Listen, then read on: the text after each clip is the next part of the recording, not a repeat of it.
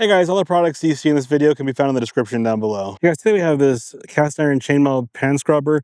I'll tell you my favorite thing about it in just a second, but first some things you need to know. So it comes with this and a little scraper thing as well. We've all seen the scraper, works good, but this is the main thing about this kit, guys. And how this works, guys, is this little silicone handle with a chainmail piece on it.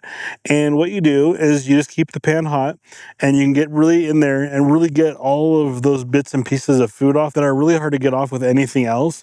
This does a really, really good job of just getting everything off, because I've never seen anything like this. It's one of those things where it took my cast iron. I've always been kind of afraid to cook with the cast iron just because I hate cleaning them that much. But with this thing, after you're done, just keep the pan hot, get in there, of course, wear a heat-proof glove, scrape that out, gets everything almost all the way out. And if it leaves anything at all, then you can kind of come in with that little backup scraper thing and use that to get the rest of it. But this thing, guys, it does a great job, keeps everything clean really quickly. This thing has changed my cooking as far as with the cast iron, because I'm not afraid to use it anymore.